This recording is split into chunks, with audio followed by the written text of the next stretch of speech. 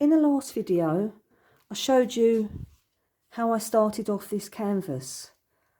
I had a drawn background and I started to colour in the petals in this red colour.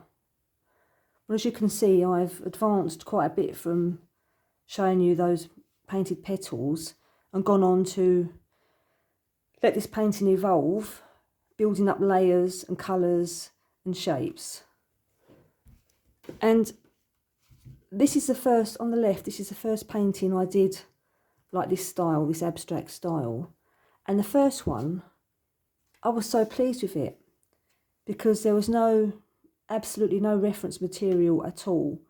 I just started by, well, I painted the whole of the canvas in this fluorescent orange colour, or two colours to make the fluorescent colour there.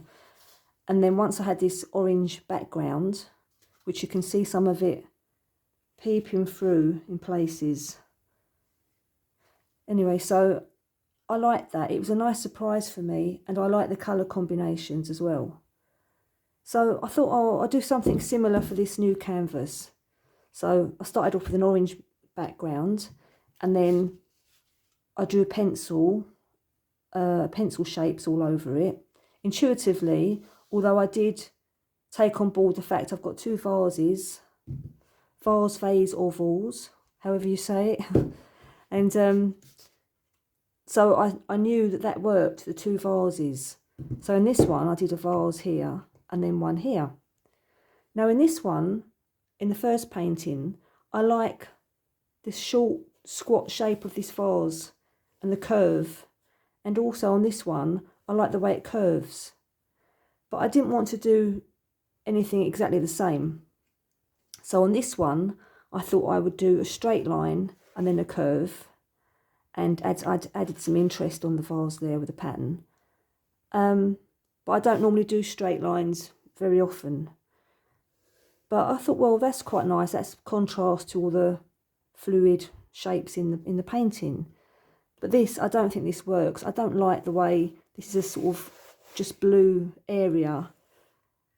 A short vase, but not really that interesting. It has got a curve there, but it's not terribly interesting. So I'm not happy about that. The overall painting is okay, but it doesn't give me the wow factor, which I got from when I did this one. Or it could just be, I don't know, fatigue or just feeling bored after I've done this. The second one just didn't fire me up as much as the first one. So what would you do?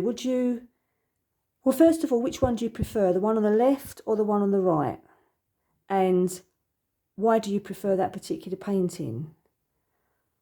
I'm not happy. I mean, I like this. It's all right, but it doesn't wow me.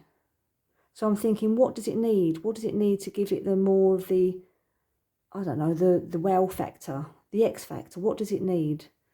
So what I'm thinking is, rather than put more paint on, I was thinking of using my Posca paint markers again. Now these are water-based permanent markers. It says for all surfaces. So I used the black one to draw over the pencil outline before I coloured the shapes in. So now I'm thinking, what if I use some of these colours and actually not only go around some of the shapes, but actually go around the negative spaces.